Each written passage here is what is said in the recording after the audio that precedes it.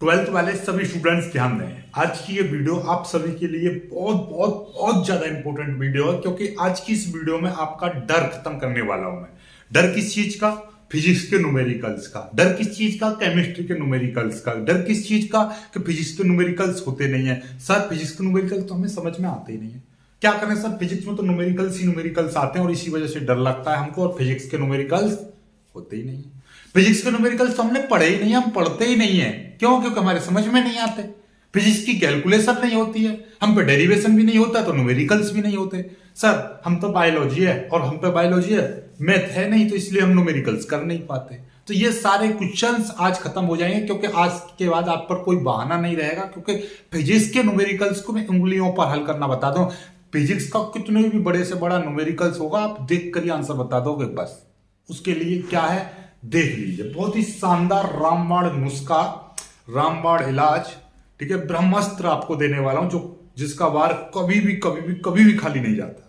ठीक है, चलिए तो स्टार्ट करते हैं। देखिए कितना मेहनत लगी होगी इसमें बनाने में, देख पा रहे हो। How to solve physics numericals और इसमें लगा दो विद सेकंड्स में कैसे सॉल्व करोगे फिजिक्स के न्यूमेरिकल्स। दिमाग लगाना ही नहीं है, उसके लिए मैंने यहां पर आपको दिमाग नहीं लगाना है, मैंने अपना दिमाग लगाकर पूरा निचोड़ इन 6 पॉइंटों में रख दिया है।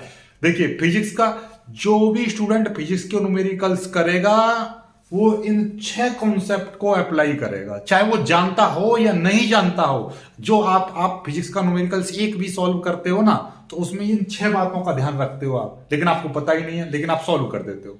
और जिन पर आता नहीं है वो भी नहीं सॉल्व कर पाते, क्योंकि उनको भी नहीं पता। तो चलिए स्टार्ट करते हैं। देखिए क्या है, सबसे पहले आपको क्या करना है, इन 6 बातों को ध्यान रखना है। 6 बातें, 5 और 1 6 बात को अप्लाई कर दो क्वेश्चन पर। क्वेश्चन अपने आप सॉल्व हो जाएगा, आपको कुछ करने की जरूरत नहीं है। देखिए क्या, सबसे पहले क्या, प्रश्न को ध्यान से पढ़ना है। देखिए बिना पढ़े कुछ नहीं होगा, क्योंकि आपको पढ़ने से ही तो पता चलेगा। है पढ़ना है क्वेश्चन को पहले। सबसे पहले क्या है, क्वेश्चन को पढ़ना है। नंबर दूसरा, पहली चीज समझ में आ गई, क्वेश्चन को पढ़ना है। देन उसके बाद में क्या दिया है उसको छांटो। सबसे पहले क्या करना है, क्वेश्चन को पढ़ना है, उसके बाद प्रश्न में क्या दिया है उसको छांटना है, और मात्रकों के साथ सही क्रम में लिखना है। सही क्रम का मतलब यह है कि मात्रक के क्रम में लिखना है, मात्रक के सही क्रम में लिखना है। सही क्रम में, जैसे कि मैं कह रहा हूं कि दूरी, आपको कोई भी दूरी दे रखी है, और दूरी आपको सेंटीमीटर में दे रखी है, या एमएम में दे रखी है, या आपका एंगस्ट्रॉम में दे रखी है, या आपका किसी भी चीज में, चलो एक कुमार बोली, या मीटर या सेंटीमीटर, मीटर, एमएम मिलीमीटर, या एंगस्ट्रॉम, या माइक्रोन, या नैनो, या पिको में दे रखी है, तो आप कैसे चेंज करोगे? इसका सही क्रम क्या है भाई? दूरी का मात्रक हमेशा क्या रहता है? दूरी का मात्रक मीटर रहता है। तो इन सभी चीजों को आप मीटर में बदलोगे। जैसे कि सेंटीमीटर में दे रखा होगा 10 की पावर -2 से मल्टीप्लाई कर दोगे तो ये मीटर में हो जाएगा। एमएम में दे रखा होगा 10 की पावर -3 से मल्टीप्लाई कर दोगे तो एमएम मीटर में चेंज हो जाएगा। एंगस्ट्रॉम से मीटर बनाने के लिए 10 की पावर -10 से मल्टीप्लाई कर दोगे तो वो एंगस्ट्रॉम में बदल जाए, मीटर में बदल जाएगा। माइक्रोन दे रखा है तो माइक्रोन की जगह पर 10 की पावर -6 लगा देना। यहाँ पे नैनो दे रखा है 10 की पावर -9 लगा देना। यहाँ पिको दे रखा है, वहां पे 10 की पावर -12 लगा देना। जैसे क्वेश्चन भी समझ लो कि दे रखा है, कहीं पर दूरी दे रखी है आपको कि 10 एंगस्ट्रॉम दूरी, या 0.055 एंगस्ट्रॉम दूरी, तो हम इसको एंगस्ट्रॉम में नहीं लिखेंगे। इसका सही क्रम क्या है, इसके मात्रक का सही क्रम क्या है कि 0.55 गुणा इस एंगस्ट्रॉम की जगह पे हम क्या लगा देंगे, 10 की पावर -10 और मीटर।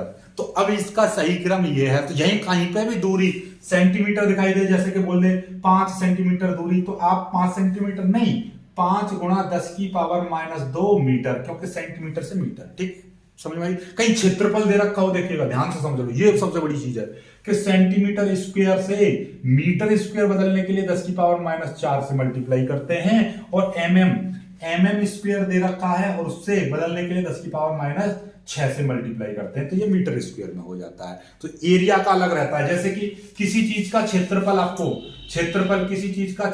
आपको दे रखा है 0.02 सेंटीमीटर स्क्वायर।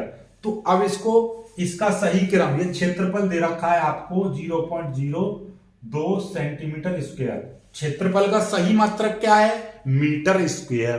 तो सही क्रम में मात्रक बनाएंगे तो इस सेंटीमीटर की स्क्वायर की जगह पर क्या लगा देंगे हम? 0.02 सेंटीमीटर स्क्वायर की जगह पे हम लगाएंगे 10 की पावर -4 और ये हो जाएगा मीटर स्क्वायर। तो ये है इसका सही क्रम। समझ में आ गई? तो इसका स्क्रीनशॉट ले लो। तो मात्रकों को सही क्रम में लिखना है पहचान करके भैया, ये है। बाकी मैं सारी चीज बता दूंगा आपको, तो इसका स्क्रीनशॉट ले लो, इन्हीं से हो जाएगा सारा काम। बस यही चेंज करने पड़ते हैं, ठीक है। कुछ चीजें जैसे कि संधारित्र की धारता आपको दे रखी होगी कि आपका दे रखा है 106 माइक्रोफैरड दे रखा होगा, तो हम इसको 106 और माइक्रोन की जगह पर क्या है? बस सिंपल से याद रखिए, माइक्रोन की जगह पे 10 की पावर -6, तो 10 की पावर -6 कर देंगे और ये एफ जो करते हैं, क्योंकि माइक्रोन की जगह पे ही तो है 10 की पावर -6। फेरड है तो फेरड, मीटर है तो मीटर, सेंटीमीटर, सेकंड है तो सेकंड, माइक्रो सेकंड तो ये सेकंड आ जाएगा। तो 106 माइक्रोफैरड दे रखा है, तो हम उसकी जगह पे यदि हम सही मात्रक उसका क्या होगा? फेरड होगा। यदि ये माइक्रो सेकंड दे रखा है तो हम क्या करेंगे? 10 की पावर -6 और ये हो जाएगा सेकंड। तो इसका सही मात्रक ये है। तो माइक्रोन में नहीं रखना है, क्योंकि हमेशा फिजिक्स के न्यूमेरिकल्स करते समय हम MKS पद्धति का मात्रक का चुनाव करते हैं, यानी MKS पद्धति के मात्रकों का चुनाव करते हैं, ठीक है। SI पद्धति का, ठीक है, SI पद्धति का, इंटरनेशनल सिस्टम ऑफ यूनिट्स का हम इस्तेमाल करते हैं, ठीक है। इसलिए हम मीटर लगाएंगे, ठीक है। चलिएगा, बस यही चीज है। पहला और दूसरे समझ में आ गए? कोई ज्यादा जोर लगाया दिमाग पे? हमने क्या करा? हमने 2 चीजें आपको बता दी कि न्यूमेरिकल्स करने के लिए पहले प्रश्न को पढ़ना है, फिर क्या दिया है ये छांटना है, और छांट कर लिखना भी है। और लिखेंगे किस क्रम में? मात्रकों के साथ लिखेंगे, सही क्रम में, ठीक है। 2 बातें भेजे में उतर गई। सवाल को पढ़ना है बार बार और उसमें से छांटना है क्या दे रखा है, और तब तक छांटना है, तो छांट कर लिखना भी है। और लिखेंगे कैसे? मात्रकों के सही क्रम में। तीसरी चीज क्या है? दो पॉइंट हमने क्लियर कर लिए। तीसरा है क्या आपसे पूछा है। भाई जब तक सवाल में सवाल दे रखा होगा तो उसमें जरूर कुछ ना कुछ पूछा होगा, सिंपल सी बात है, पूछा होगा। पूछा है तो वही चीज आपको छांटनी है कि क्या चीज आपसे पूछी है, ठीक है। क्या पूछा है ये जरूर आपको पता होना चाहिए। नहीं तो अब आपको यही नहीं पता कि मुझे कहां दिल्ली जाना है, फलाने जाना है, कहां जाना है, तो किस बस में बैठो, किस ट्रेन में बैठो, किस फ्लाइट में बैठे हुए हैं, तो पहले ये चीज जरूर कंफर्म होनी चाहिए। तो तीसरा क्या चीज पूछी है, ठीक है। फिर चौथे पे आते हैं सही सूत्र का चुनाव करना। सही सूत्र का चुनाव कैसे किया जाता है ये अभी देखो, एक मैंने सवाल ले रखा है, इसको सॉल्व करके बताऊंगा तब आपको समझ आए। सही सूत्र का मतलब क्या है देखिएगा। जैसे कि मैं किसी क्वेश्चन में पूछा विद्युत क्षेत्र की तीव्रता ज्ञात करो। अब आपको तो समझ में आ गया सर हमको तो विद्युत क्षेत्र की तीव्रता निकालने, लो अभी निकालू। ये पता चल गया हमको कि इसमें पूछा क्या है। मान लीजिए विद्युत क्षेत्र की तीव्रता पूछी है, तो अब अरे सर बहुत जल्दी निकाल लूं क्योंकि विद्युत क्षेत्र की तीव्रता पूछी है। लेकिन जैसे ही आपके दिमाग में आएगा सर विद्युत क्षेत्र की तीव्रता का फॉर्मूला E = F/Q होता है, नहीं, फिर दिमाग थोड़ा सा और दौड़ा। अरे नहीं, विद्युत क्षेत्र की तीव्रता का फॉर्मूला पहले ही चैप्टर में पढ़ा था, 1/4πε0 Q/r² होता है। अरे नहीं सर ये अक्षीय स्थिति में 1/4πε0 2p/r³ ये होता है। नहीं, निरक्षीय स्थिति में ये होता है। अरे नहीं सर थोड़ा भूल गया, 1/4πε0 2 λ/r। लैम्डा क्या है यहाँ पे? रेखीय आवेश घनत्व, नहीं समतल चादर का पृष्ठीय घनत्व, पृष्ठीय क्षेत्रफलीय घनत्व ये है, तो ये σ/2ε0। तो मतलब ये और भी बहुत सारे होते हैं विद्युत क्षेत्र की तीव्रता के फॉर्मूले। तो इनमें से कौन सा फॉर्मूला लगाया जाएगा, तो ये चीज का सही चुनाव करना है, सही सूत्र का चुनाव। तो ये अपने दिमाग में, तो अब दिमाग को मैं बताऊंगा कैसे। अभी आप चुनाव करने लगोगे, चुनाव कैसे किया जाता है वो भी अभी बताएंगे। चुनाव ऐसे किया जाता है जैसे कि मान लीजिए कोई सवाल है, उसमें क्या दे रखा है, जो दिया है ना, ये दिया है, उसी के आधार पर हम चुनाव करते हैं। कैसे चुनाव करेंगे कि ऐसा सूत्र हम लगाएंगे जो हम पर दिया है उसी से काम कर सके, यानी कि जो हमारे पास संसाधन है हम उसी का यूज करके कर सकते हैं। जैसे कि इस सवाल को करेंगे तब समझ में आ जाएगा, ठीक है। इसको पेंडिंग में रखूंगा, सही सूत्र का चुनाव कैसे करना है अभी मैं बताऊंगा, ठीक है। फिर क्या है, पांचवा क्या है, मान रखकर, यानी सही सूत्र का चुनाव हो गया। उसके बाद में क्या है, उसी सूत्र में सभी मानों को रखकर सही कैलकुलेशन करनी है। कैलकुलेशन करने का भी एक सही तरीका होता है, ठीक है, वो भी अभी बता रहा हूं आपको। और उसके बाद में क्या है, छठा क्या है कि उत्तर लिखना है, वो भी मात्रक व सार्थक अंकों के साथ। यानी कि बिल्कुल एकदम सार्थक और सटीक तरीके से आपको उत्तर लिखना है, उसका सही मात्रकों के साथ में लिखना है, क्योंकि उत्तर के साथ में हमेशा मात्रक जरूर लिखना है आपको। ठीक है, चलिएगा। तो ये 6 पॉइंट हैं। तो 6 पॉइंट को एक बार मेरे साथ फिर से रिवाइज करिए। क्या था? सबसे पहले हमको क्वेश्चन को पढ़ना था। ठीक है, न्यूमेरिकल्स करने के लिए बस ट्रिक यही है, सबसे पहले क्वेश्चन को बार बार पढ़ो, फिर उसमें ये देखो क्या चीज दे रखी है और जो दिया है उसको छांट कर उसके छांटना है, और छांटने के बाद सही क्रम में मात्रकों के साथ लिखना है, सही मात्रकों के क्रम में लिखना है। फिर तीसरा क्या है? क्या चीज पूछी है। फिर उसके बाद में क्या है? सही सूत्र का चुनाव करना है। फिर 5वें नंबर पर क्या है? मान रखकर सही कैलकुलेशन करनी है। फिर 6ठे नंबर पर जो तुम्हें मिलेगा वो उस सवाल का उत्तर होगा, और वो उत्तर भी कैसे लिखना है? मात्रक और सही सार्थक अंक के साथ में लिखना है। चलिए, इनका सबसे चीज देखो, अच्छी से चीज बताने का मतलब नहीं है, सिर्फ आपको इंप्लीमेंट भी करके दिखाना है। तो देखो, इन चीज को इस सवाल में इंप्लीमेंट करो। देखो, हम सवाल को पढ़ते हैं कि एक अनंत लंबाई के सीधे व लंबे तार का रेखीय आवेश घनत्व 8 × 10⁻⁻6 कूलाम प्रति मीटर है। इस तार से 4 सेंटीमीटर दूरी पर विद्युत क्षेत्र की तीव्रता ज्ञात करो। इसको बार बार पढ़ो। तो अब आपको क्या चीज दिखाई देगी? सीधा लंबा तार का रेखीय आवेश घनत्व, रेखीय आवेश घनत्व 8 × 10⁻⁻6 कूलाम प्रति मीटर है। इस तार का 4 सेंटीमीटर दूर विद्युत क्षेत्र की तीव्रता। ये 3 चीज मैंने डायरेक्ट करी है, पता चल गई आपको क्या क्या चीज है। देखिएगा, अब लिखेंगे क्या? सबसे पहले प्रश्न पढ़ लिया ध्यान से, अब हमको पता चल गई ये चीज हमने अपने दिमाग में डार्क कर ली क्या क्या है। फिर क्या दिया है तो लिख देंगे। दिया क्या है भाई? सवाल में 2 चीज दे रखी है भाई। एक तो रेखीय आवेश घनत्व, क्या दे रखा है? रेखीय आवेश घनत्व दे रखा है। इसको लैम्डा से प्रदर्शित करते हैं, तो लैम्डा बराबर कितना दे रखा है? 8 × 10⁻⁻6 कूलाम प्रति मीटर। ठीक है, आवेश कूलाम में दे रखा है और दूरी मीटर में दे रखी है, तो ये तो सही मात्रक में दे रखा है ना, तो इसको सही मात्रक में चेंज करने की कोई जरूरत नहीं है। चलिएगा आगे, कुछ और भी दे रखा है। तार से 4 सेंटीमीटर की दूरी यानी कि आर, दूरी दे रखी है, दूरी आपको दे रखी है आर। कितने सेंटीमीटर? 4 सेंटीमीटर। क्या इसको भी चेक कर लो, क्या ये सही मात्रक में है? हमने क्या बताई थी? दूरी को मीटर में लिखते हैं, दूरी को मीटर में लिखते हैं, दूरी को मीटर में। एक बार मेरे से फिर से दोहराओ मेरे साथ, दूरी को मीटर में लिखेंगे तो ये क्या हो जाएगा? 4 गुणा सेंटीमीटर की जगह पे क्या आ जाएगा? मीटर, 10⁻⁻2, और ये हो जाएगा मीटर। क्यों? मैंने अभी बताया था सेंटीमीटर को मीटर में बदलेंगे, 10⁻⁻2 से मल्टीप्लाई करेंगे। ओके, ये हो गया दूरी। अब क्या पूछा है? देखिए, हमें ये चीज दे रखी, और कुछ दे रखा और नहीं दे रखा कुछ। क्या पूछा है? आपसे विद्युत क्षेत्र की तीव्रता आपसे पूछी, यानी कि ई आपसे पूछी है। ठीक है, ठीक है, 3 चीज हमारी क्लियर हो गई। अब उसके बाद में सही सूत्र का चुनाव, ये सारे फॉर्मूले हमारे पास में। अब दिमाग लगाओ, क्या सर हमारे पास में क्या दे रखा है? एक तो आर दे रखा है और लैम्डा दे रखा है, तो हमारे पास में कुछ नहीं है भाई।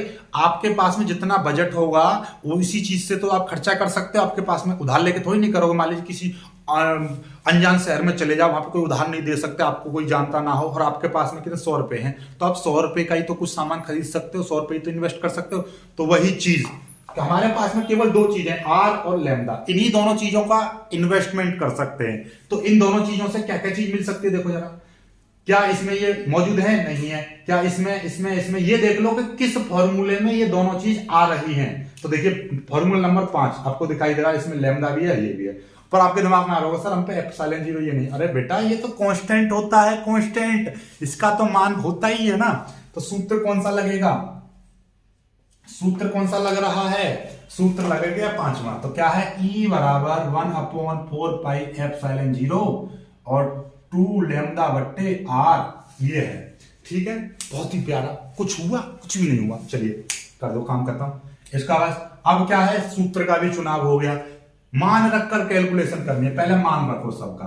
देखिए, इतने का मान आप पता है कितना होता है? 9 × 10⁻9 होता है, गुणा 2, और लैम्डा की वैल्यू कितनी दे रखी है? 8 × 10⁻⁻6, और आर की वैल्यू कितनी है? 4 × 10⁻⁻2। देखिएगा, अब इसकी कैलकुलेशन करनी है, बिल्कुल सही कैलकुलेशन। देखो एक बार में एक काम करिए, एक बार में एक काम करिए, केवल एक बार में एक काम करना है आपको। देखिएगा क्या, 4 से इसको काट दिया 2 बार, 4 दूनी 8, बस इतना लिख दीजिए, ठीक है। चलिएगा और क्या करोगे आप, अब ये 4 से ये काट दिया, तो अब बचा क्या है उसको लिख दीजिए। ई बराबर आपका बचा क्या, ये बचा एक, तो और बची हुई चीजों को एक साथ लिख दिए, 9 गुणा 2 गुणा ये 2। देखिएगा 9 गुणा एक ये वाला 2 मैंने आगे लिख दिया गुणा, और एक ये वाला 2 लिख दिया गुणा, और एक 10 की पावर ये 9 था गुणा, और ये 10 की पावर कितना है -6 है बट्टे, और ये 10 की पावर -2 नीचे बचा हुआ है, जो का त्यों बचा हुआ है, जो का त्यों बचा हुआ, कोई दिक्कत वाली बात नहीं। अब देखिएगा, अब इसकी गुणा कर, ऐसा भी मत करना कि 2 दूनी 4 करके फिर 9 गुणा 4 करो एक लाइन में, एक काम नहीं भैया, दिखाई दे रहा है, इसकी गुणा तो कर सकते हो, एक और ये तीनों की गुणा कर दो, 9 दूनी 18 दूनी 36, ये कितना हो गया 36 गुणा, ठीक है। ये 10 की पावर 9, और ये चलो इसको एक साथ लिखना चाहो एक साथ लिख दो, आपकी इच्छा है, ठीक है। देखिएगा 9 में से 6 गए तो कितने बचेंगे, 9 में 6 गए 10 की पावर 3 बचेंगे, ठीक है, गुणा, और ये भी ऊपर जाएगा तो ये 10 की पावर कैसा हो जाएगा, +2 हो जाएगा, ठीक है। ना समझ में आए कोई दिक्कत नहीं है, ऐसा कर लो और कंफ्यूजन मत बढ़ाओ। 10 की पावर 9 है, 10 की पावर -6 है, और ये 10 की पावर ऊपर जाएगा तो ये +2 हो जाएगा। बायोलॉजी वाले इसको इसलिए ध्यान दें, 10 की पावर -2 है तो ये ऊपर जाएगा 10 की पावर +2 हो जाएगा। ये यदि प्लस होता तो ऊपर जाके माइनस हो जाता, क्योंकि नीचे से घात ऊपर जाती है तो चेंज हो जाती है घातों का साइन, ठीक है, चिन्ह बदल जाता है, माइनस किए तो प्लस, प्लस किए तो माइनस, ठीक है। ये 36 गुणा ये कितना है 9 और 2 कितना हो गया, 10 की पावर 11 हो गया, 10 की पावर -6 है। 36 गुणा 11 में से 6 जाएंगे तो कितने बचेंगे, 5 बचेंगे, वो भी प्लस के, ठीक है। ई बराबर, अब जल्दबाजी में क्या करते हैं लोग, उत्तर काम खत्म, अरे नहीं, हमने कहा छठी उत्तर मात्रक व सार्थक अंकों के साथ में लिखना है। तो चलिएगा, वैद्युत क्षेत्र की तीव्रता, इसका मात्रक क्या होता है, वैद्युत क्षेत्र की तीव्रता का मात्रक है न्यूटन प्रति कूलम। अभी भी जल्दबाजी कर दी कि मात्रक भी लिख दिया, नहीं, अभी सार्थक अंक। फिजिक्स कहती है कि उत्तर को सदैव पॉइंट से पहले एक अशून्य लिखो, एक अशून्य होना चाहिए, हालांकि इसका पूरा नंबर मिलेगा, लेकिन जब कॉम्पिटिटिव एग्जाम में आते हैं तो यहीं पर गलत हो जाता है। कैसे देखिएगा, अब 36 का मतलब है 36.0, यही तो है 36 का मतलब। अब फिजिक्स पॉइंट से पहले कितने अंक है, 1 और 1 2 अंक है, लेकिन फिजिक्स कहती है पॉइंट से पहले 1 अंक होना चाहिए, ठीक है, वो भी अशून्य अंक, देखिएगा, ठीक है। तो ये 1 अंक इधर की साइड में लेकर आएंगे, और पॉइंट की खास बात है इधर की साइड में आता है, पॉइंट इधर की साइड में आता है तो प्लस की घातें आती हैं, और इधर की साइड में जाता है तो माइनस की घातें आती हैं। तो 1 अंक आएगा तो 1 घात प्लस की बढ़ जाएगी, तो ये 36 है तो इसका मतलब 3.6 करेंगे तो 1 घात प्लस की बढ़ेगी। तो यदि ये 10 की पावर +5 है तो ये क्या हो जाएगा, +6 हो जाएंगे न्यूटन प्रति कूलम। तो ई बराबर इतना आ गया, तो वैद्युत क्षेत्र की तीव्रता कितनी आ गई, इतने आ गई। This is right answer. अब ईश्वर भी आपके यहां पे आ जाएंगे साक्षात प्रकट होके, तो वो भी गलत नहीं करेंगे। क्यों, क्योंकि आपने हर चीज को, हर सवाल को पढ़ के, हर पॉइंट बाई पॉइंट हर चीज को इंप्लीमेंट किया, हर चीज को यहां पर शो करा है, हर चीज के बारे में, हर चीज को आपने एक क्रमबद्ध तरीके से इस्तेमाल करते हुए सवाल को सॉल्व किया है। तो ये है। तो अब मुझे कमेंट करके बताओ, क्या आप सवाल को सॉल्व कर सकते हो फिजिक्स के को? अभी भी नहीं कर पा रहे हो तो मुझे बताना, फिर मैं और कुछ और करता हूं, ठीक है ना, और कुछ और ट्राई करूंगा आपके लिए, और कुछ और बेहतर बनाने का प्रयास करूंगा, और कुछ दूंगा। लेकिन मुझे नहीं लगता कि इससे ज्यादा सिंपल तरीका कोई और बता पाएगा आपको फिजिक्स के न्यूमेरिकल्स को सॉल्व करने का। तो इसकी प्रैक्टिस करो, जो मैंने 100 न्यूमेरिकल्स दिए थे उनकी प्रैक्टिस करो, ठीक है। बाकी आज की वीडियो को यहीं पे समाप्त करते हैं। वीडियो को लाइक करना, अपने दोस्तों तक शेयर करना, और चैनल को सब्सक्राइब जरूर कर लेना। मिलेंगे कुछ सी वीडियो में, तब तक के लिए बाय बाय, जय हिंद।